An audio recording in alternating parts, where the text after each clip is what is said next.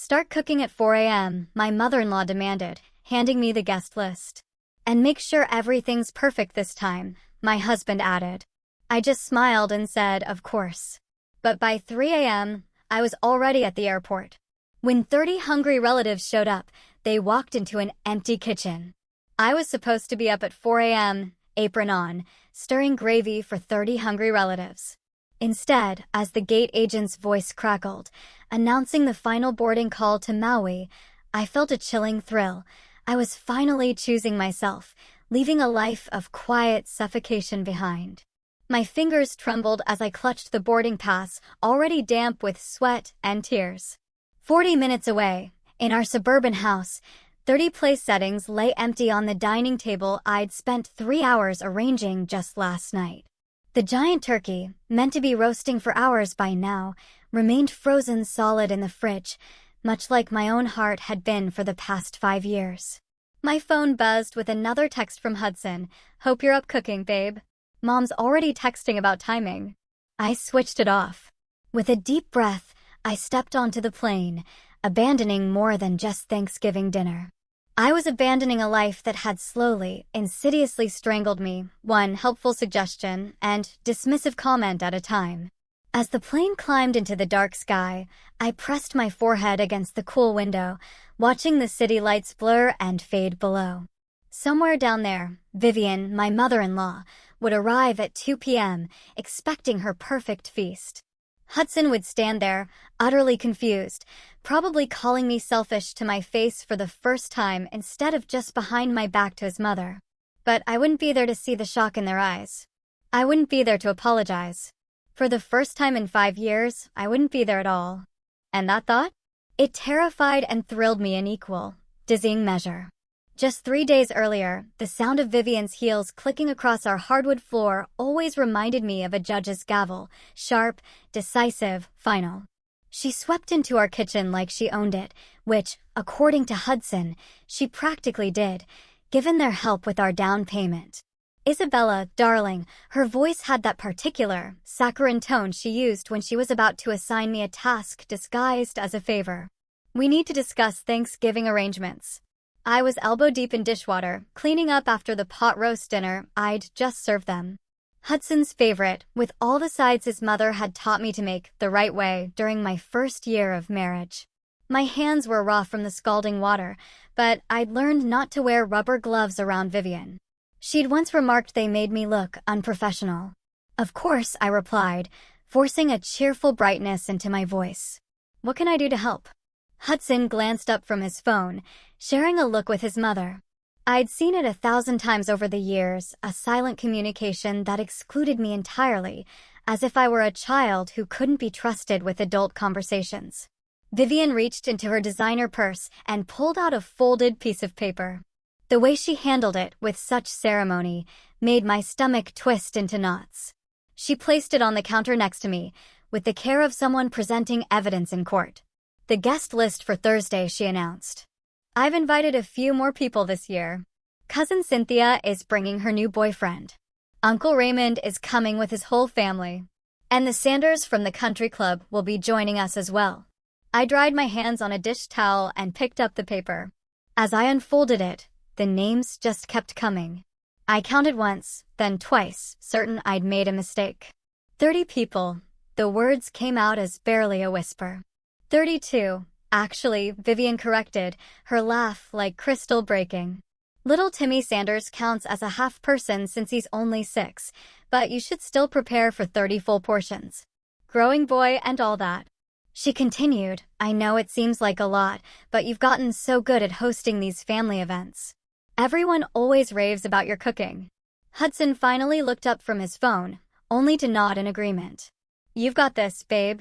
You always pull it off. I stared at the list, my eyes blurring slightly as I tried to process what they were asking. In previous years, we'd hosted maybe 15 people, and even that had meant I'd started cooking 2 days in advance, barely slept, and spent the entire dinner running back and forth between the kitchen and dining room while everyone else relaxed. When did you invite all these people? I asked, my voice smaller than I intended. Oh, over the past few weeks, Vivian said dismissively. Don't worry about the timing, dear. You'll manage just fine. You always do. But I haven't bought groceries for 30 people. I haven't planned a menu I took care of the planning part. Vivian pulled out another piece of paper, this one covered in her precise handwriting.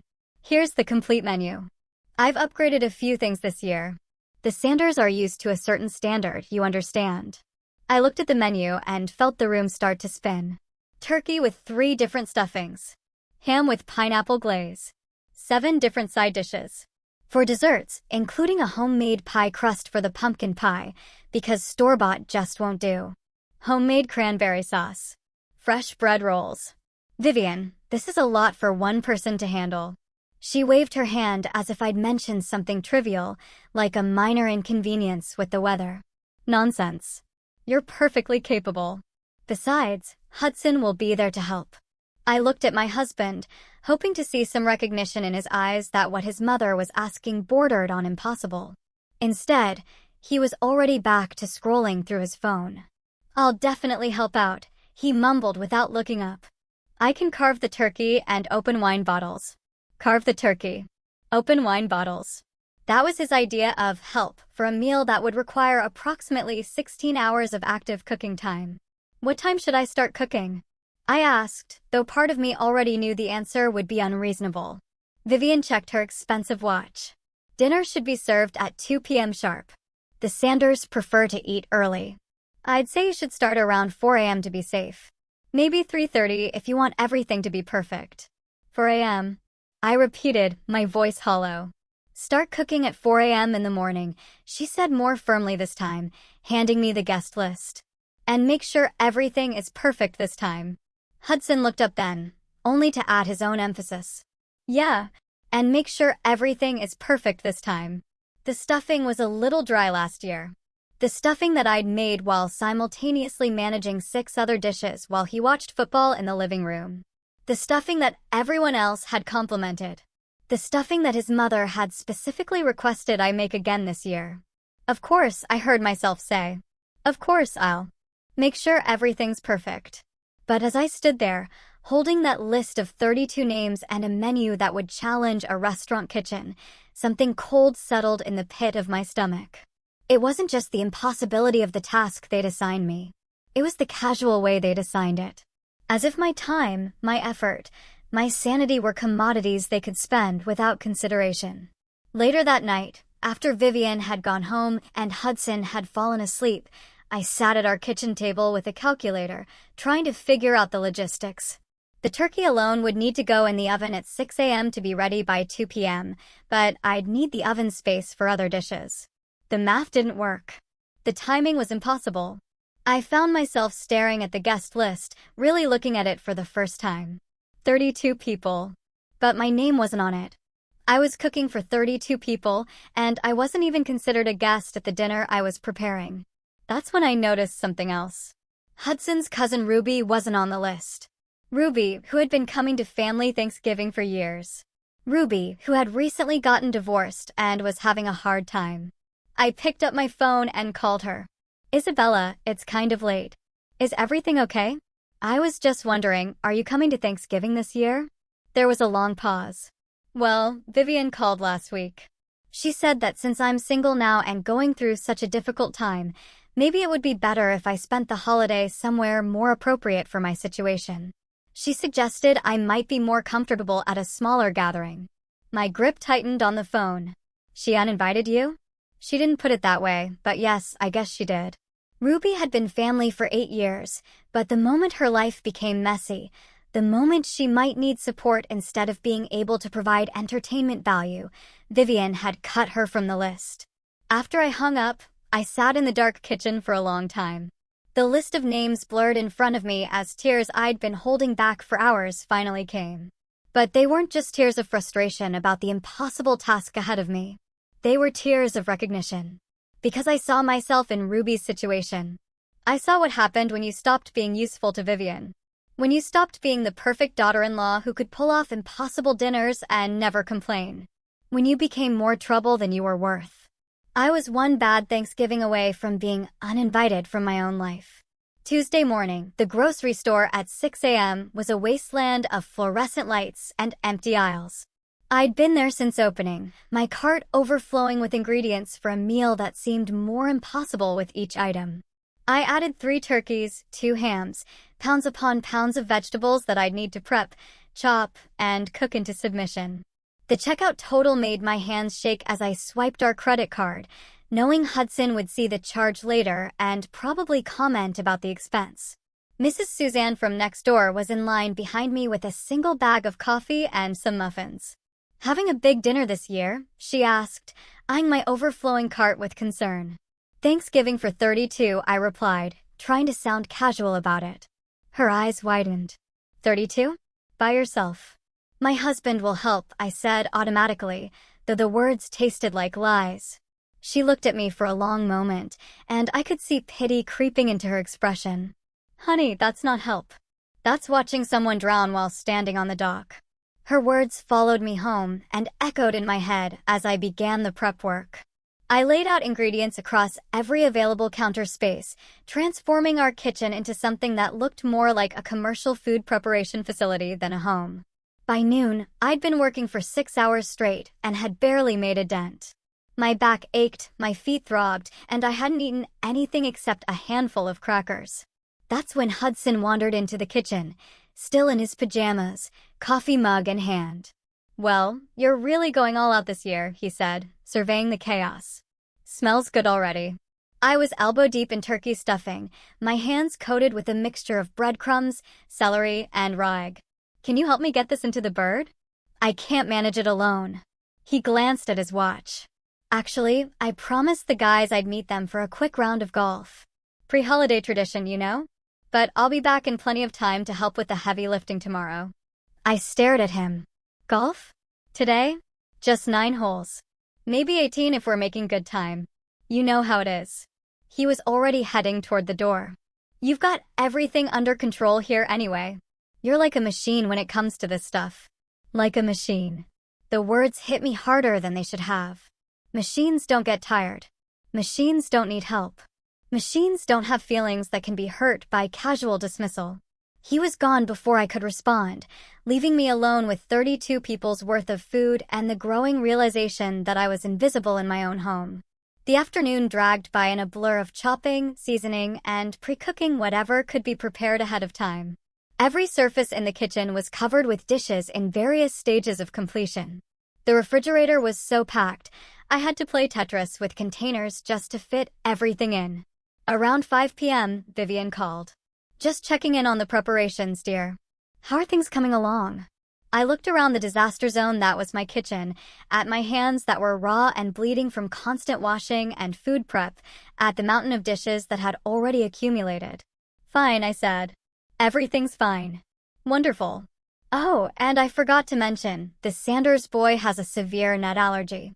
You'll need to make sure none of the dishes contain any nuts or have been cross-contaminated. Life-threatening situation if there's any exposure." A nut allergy. For a 6-year-old. That she was mentioning now, the day before the dinner, after I'd already prepared 3 dishes that contained almonds or pecans. "Which dishes exactly should I'm sure you'll figure it out. You're so good at managing these details. See you tomorrow, dear." She hung up before I could ask any of the dozen questions that immediately flooded my mind. I stood in my kitchen, surrounded by the evidence of 12 hours of nonstop work, and felt something crack inside my chest. Not break, that would come later. Just crack, like the first fissure in a dam that's been holding back too much pressure for too long. That night, Hudson came home smelling like beer and golf course grass. Cheerful from his day of freedom while I'd been trapped in preparation hell. "How'd the cooking go, babe?" "Everything ready for tomorrow's marathon session." I was sitting at the kitchen table, finally allowing myself to rest for the first time since dawn. My entire body ached, and I hadn't had a real meal all day. "There's a problem with the menu," I said quietly. 3 of the dishes have nuts, and apparently the Sanders boy has a severe allergy. Hudson shrugged. "So, make different versions of those dishes." "No big deal." "No big deal?" 3 completely different dishes, requiring entirely new ingredients and preparation time I didn't have, on top of everything else. I was already attempting to accomplish. "Hudson, I need help. Real help. Not just carving the turkey. I need you to cook some of these dishes. He looked genuinely surprised by the request. But you're so much better at cooking than I am. And Mom specifically requested your green bean casserole and your stuffing. People come expecting your food. Then maybe people can come expecting your food, too.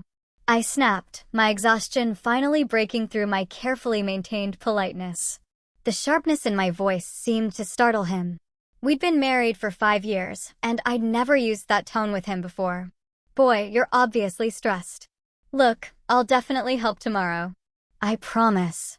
But tonight, I'm pretty beat from golf, and I've got that early meeting I need to be fresh for. What early meeting? Tomorrow is Thanksgiving. Conference call with the Singapore office, time zone thing, but it'll only be an hour, maybe 2. I'll be done way before people start arriving. Another thing he hadn't mentioned. Another way I'd be handling the morning rush completely alone. I looked at my husband, really looked at him, and saw a stranger. When had he become someone who could watch me work myself to exhaustion and feel no obligation to help? When had I become someone whose struggles were so invisible that they didn't even register as real problems? I'm going to bed, I said finally. Good idea. Get some rest. Big day tomorrow. As I lay in bed that night, staring at the ceiling, I did the math in my head. If I got up at 3:30 a.m., I could have the turkeys in the oven by 4 o'clock. That would give me 10 hours to prepare 7 side dishes, make fresh bread rolls, prepare 4 desserts, and create nut-free alternatives for the 3 dishes that were now off limits. 10 hours for what should have been 20 hours of work. The math didn't work. The timeline was impossible. And yet, somehow I was expected to make it happen because I always made it happen. That's when I realized the most devastating truth of all. I had trained them to treat me this way. Every time I'd pulled off an impossible dinner. Every time I'd smiled and said, of course, when asked to do the unreasonable. Every time I'd apologized for things that weren't my fault. I had taught them that my limits didn't matter. I had made myself indispensable and invisible at the same time. I set my alarm for 3:30 a.m. and closed my eyes, though sleep seemed as impossible as the task waiting for me in a few hours. Wednesday, 2:47 a.m. I woke up before my alarm, my body jolting awake from a dream where I was running through an endless kitchen while faceless people shouted orders at me. The house was completely dark and silent, except for Hudson's steady breathing beside me. For a moment, I lay there in the darkness, and a strange thought crossed my mind. What would happen if I just didn't get up? What if I stayed in bed and let the alarm ring? What if 32 people showed up to an empty table and had to figure out their own dinner for once? The thought was so foreign, so completely counter to everything I'd been conditioned to do, that it almost made me laugh. Almost. But then I imagined Vivian's face when she arrived to chaos instead of perfection. I imagined Hudson's confusion when he realized I wasn't going to fix everything like I always did. I imagined 32 people who had made no alternative plans, who had brought nothing to contribute, standing around looking at each other. And for the first time in years, I felt something other than dread about a family gathering. I felt curious. I slipped out of bed without waking Hudson and padded downstairs to the kitchen. In the early morning darkness, surrounded by the evidence of yesterday's prep work, I allowed myself to really think about the unthinkable. What if I left? Not forever, not dramatically. Just left. Got in my car and drove somewhere else. Let them handle one meal without me. The idea was terrifying and exhilarating at the same time. I'd never, in 31 years of life, simply not shown up to something I was expected to do. I'd never let anyone down. I'd never put my own needs before someone else's convenience. I made a cup of coffee and sat at the kitchen table, looking at the guest list that still lay where Vivian had placed it 2 days ago. 32 names. 32 people who were expecting me to sacrifice my sleep, my health, my sanity to provide them with a perfect meal while they provided nothing in return except criticism if things weren't exactly right. I picked up my phone and, on impulse, opened a travel website. Just to look. Just to see what was possible. The first result made my breath catch. Last-minute Thanksgiving getaway to Hawaii. Limited seats available. Depart early Thursday morning. Return Sunday. Hawaii. I'd always wanted to go to Hawaii, but Hudson preferred destinations with good golf courses and business networking opportunities. Hawaii is just beaches and tourist traps, he'd always said. What would we do there all day? I clicked on the listing before I could talk myself out of it. The flight departed at 4:15 a.m., almost exactly the time I was supposed to start cooking. The price was high, much higher than Hudson would ever approve of for a spontaneous vacation. But it was our money too. Our joint account that I'd contributed to just as much as he had, even though he made more, and somehow that gave him veto power over major purchases. I stared at the booking screen for a long time, my finger hovering over the Select Flight button. What kind of person abandons 32 people on Thanksgiving? But another voice in my head, quieter, but somehow stronger, asked, what kind of person expects one individual to handle 32 people's dinner with no help? I thought about Ruby, uninvited from a family she'd been part of for 8 years because her divorce made her inconvenient. I thought about Hudson dismissing my requests for help like they were unreasonable demands instead of desperate pleas. I thought about Vivian casually mentioning a life-threatening allergy the day before the dinner as if my ability to completely restructure the menu overnight was a given. I thought about who I used to be before I became the person who always said yes, who always made it work, who always apologized for not being perfect enough. Before I could change my mind, I clicked Select Flight. The next screen asked for passenger information. I typed in my name, my birth date, my information, just mine. A party of one.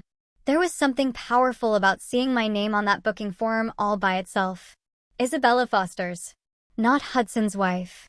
Not Vivian's daughter-in-law. Just me. I entered our credit card information and clicked Book Now. Before I could think too hard about what I was doing, the confirmation email arrived immediately.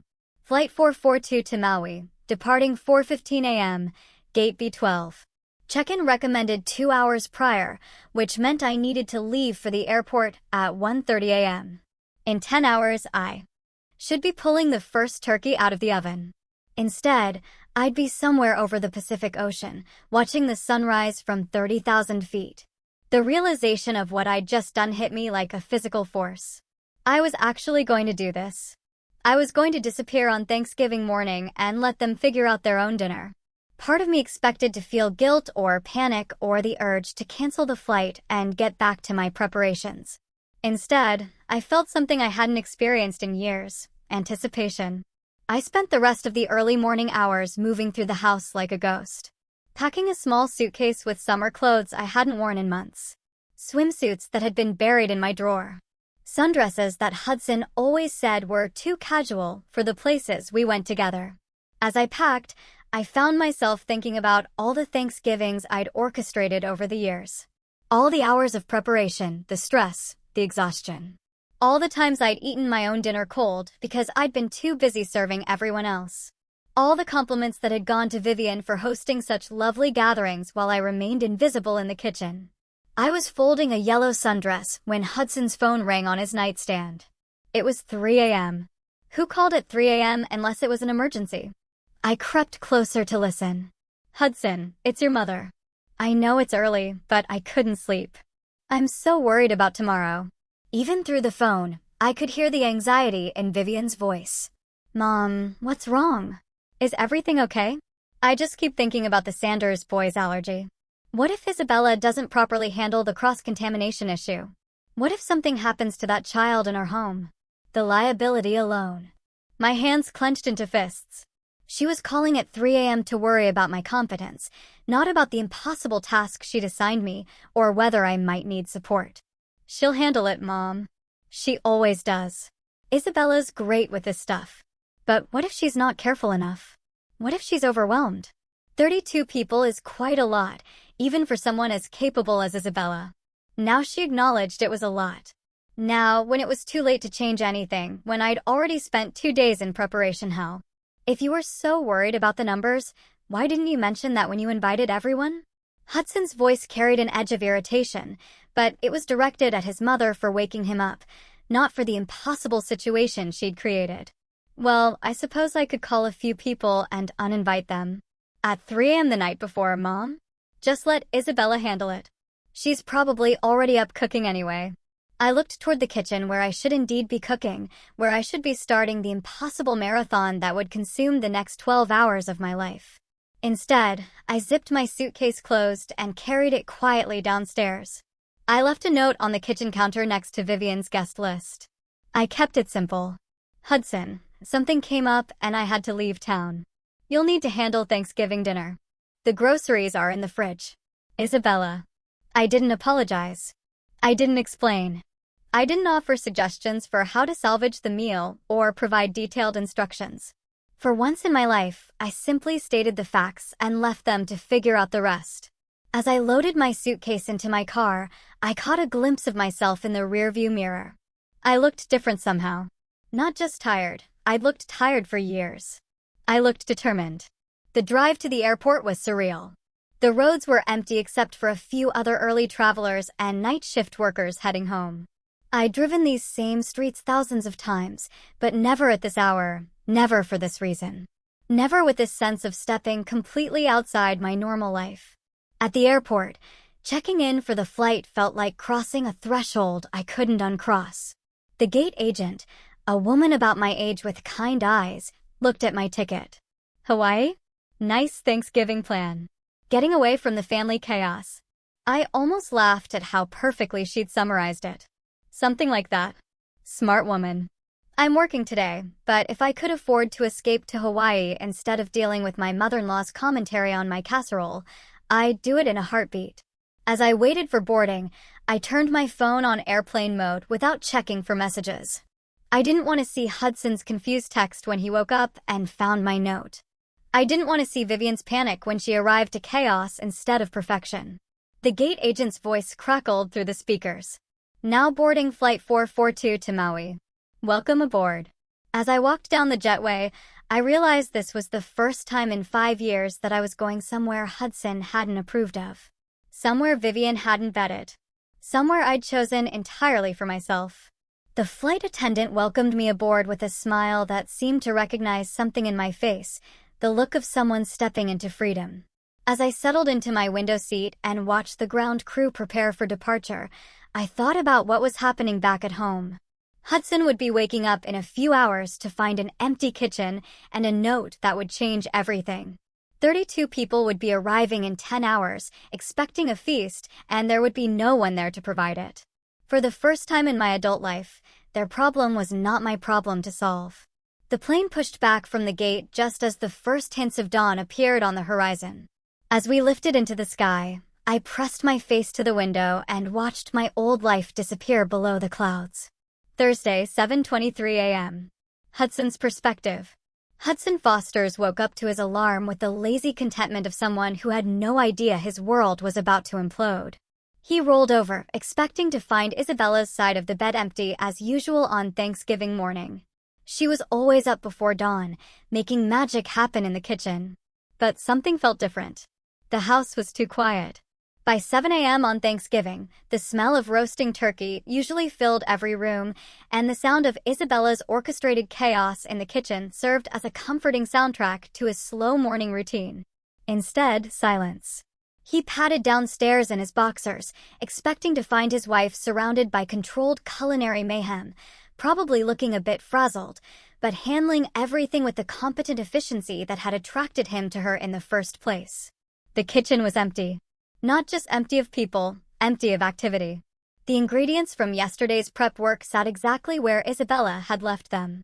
No turkey in the oven, no pots bubbling on the stove, no evidence that the Thanksgiving marathon had begun. On the counter next to his mother's guest list sat a folded piece of paper with his name on it in Isabella's handwriting. Even as he unfolded it, some part of his brain refused to accept what he was reading. Hudson, something came up and I had to leave town. You'll need to handle Thanksgiving dinner. The groceries are in the fridge.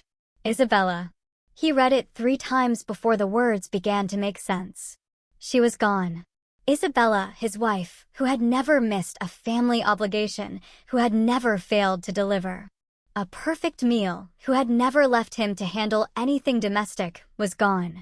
His first thought was that someone must have died. A family emergency that had required her immediate departure. He grabbed his phone and called her. Straight to voicemail. Bella, I found your note. What happened? Whose emergency? Call me back immediately. People are going to start arriving in 6 hours, and I need to know when you'll be back. He hung up and called again. Voicemail again. That's when panic began to set in. Not panic about the dinner that seemed too enormous to process yet.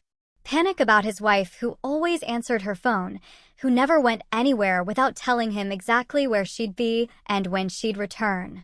He called her sister, Carmen. Hudson, it's early. Is everything okay?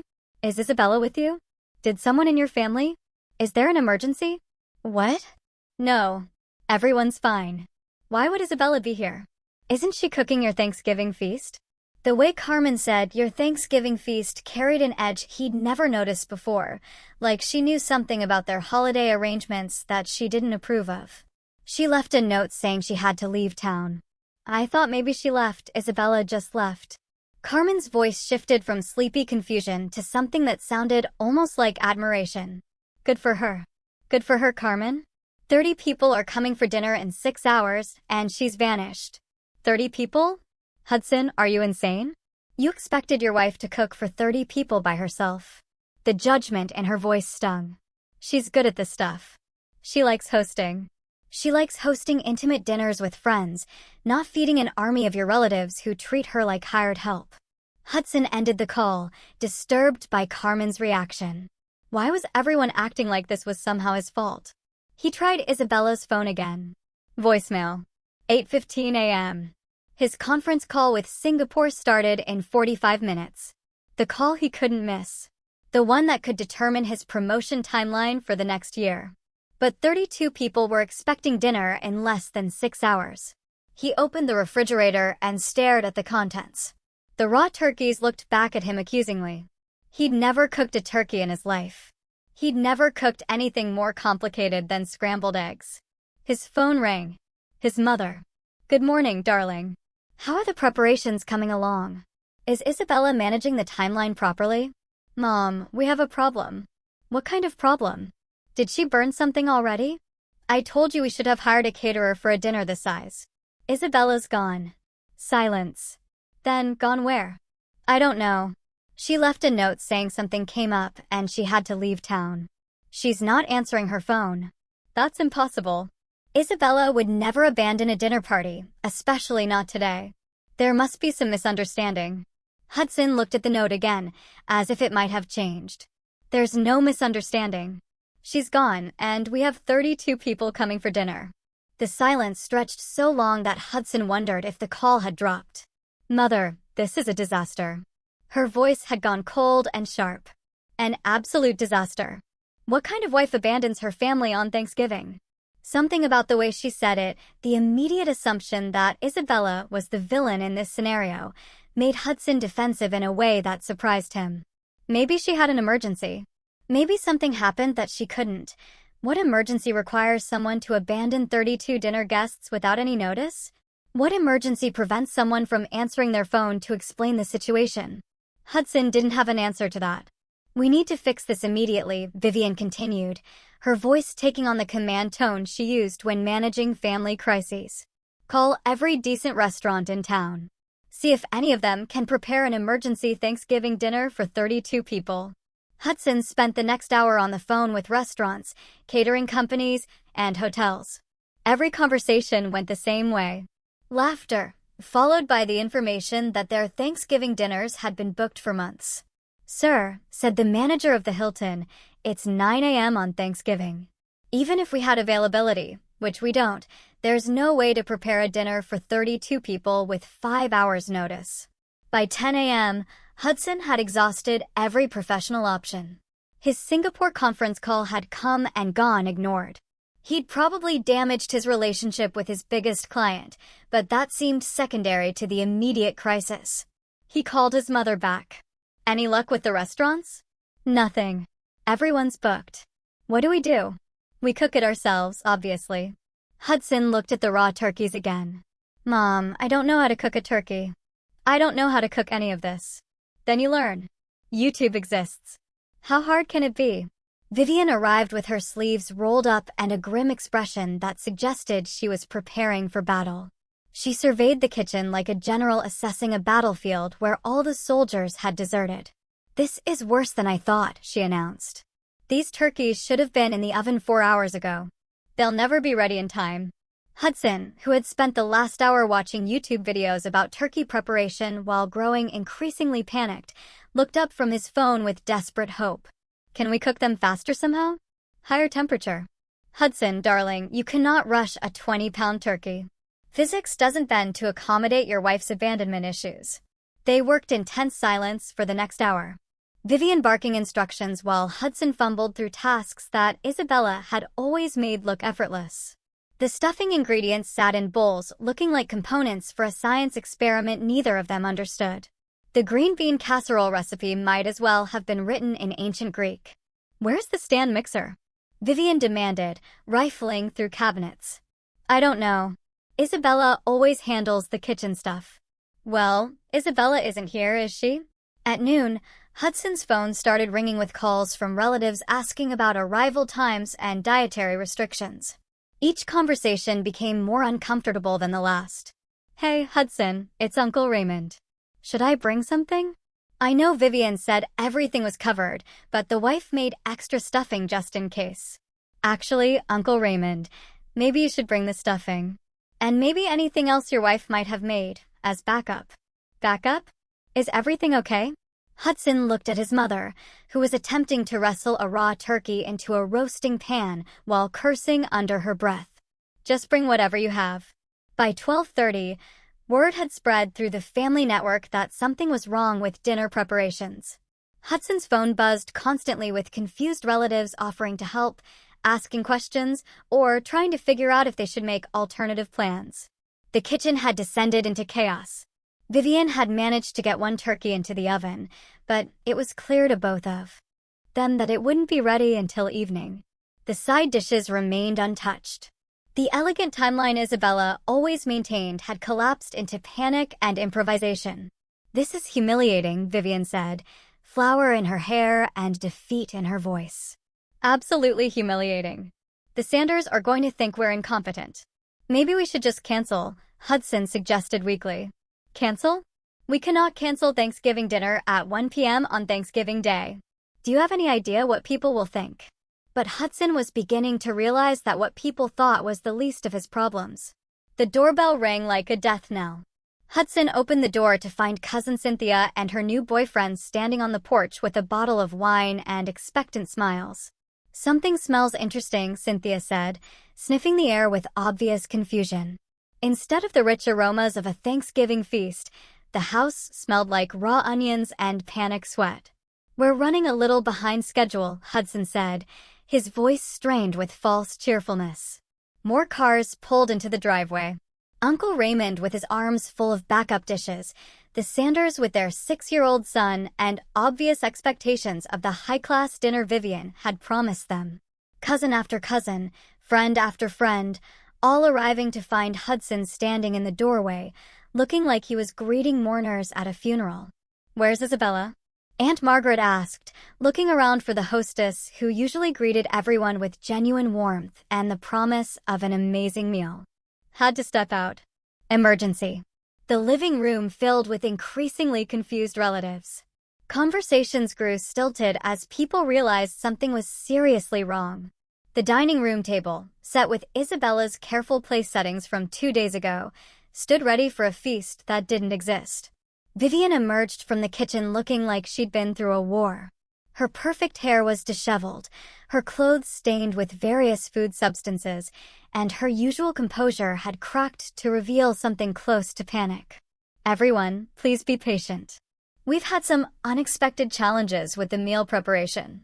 Mr. Sanders, a man accustomed to country club service and fine dining, looked at his watch pointedly. We were told dinner would be served at 2 p.m. It's nearly that time now. Yes, well, there have been some complications. What kind of complications? The question came from Hudson's cousin, Julie, who had driven 3 hours with her family and was beginning to look annoyed. Hudson and Vivian exchanged glances. Neither of them wanted to be the one to explain that the woman they'd all taken for granted had simply vanished, leaving them helpless. Isabella had to leave town suddenly, Hudson said finally. Family emergency. The room fell silent as 32 people processed this information. She left today? This from Ruby's sister, who, unlike Ruby, had made the guest list. What kind of emergency happens at 4 a.m. on Thanksgiving morning? Hudson didn't have an answer. Uncle Raymond cleared his throat. Well, what's the plan for dinner then? All eyes turned to Hudson and Vivian. 32 people who had made no backup plans, brought no substantial food contributions, and arranged their entire day around a meal that had been promised to them. We're working on it, Vivian said weakly. Little Timmy Sanders, the 6-year-old with the severe nut allergy, tugged on his mother's dress. Mommy, I'm hungry. When are we eating? His innocent questions seemed to break whatever spell had been keeping the room politely quiet. Suddenly, everyone was talking at once. Maybe we should order pizza. Pizza places aren't open on Thanksgiving. What about Chinese food? With a 6-year-old who has food allergies? This is insane. We should have been told earlier. Where exactly did Isabella go? How long have you known she wasn't going to be here? Hudson felt the walls closing in around him. 32 pairs of eyes, all looking to him for answers he didn't have, solutions he couldn't provide. That's when his phone buzzed with a text message. It was from Isabella's number. The entire room seemed to sense his reaction as he opened the message. Everyone fell silent, waiting to hear what his missing wife had to say. The text contained a single photo. Isabella, wearing a yellow sundress he'd never seen before, sitting at a beachside restaurant with a tropical drink in her hand. Her hair was loose and flowing in the ocean breeze. Her face was turned toward the camera with an expression of pure, radiant peace. Below the photo, a simple message: Thanksgiving dinner in paradise. Tell Vivian the turkey is her problem now.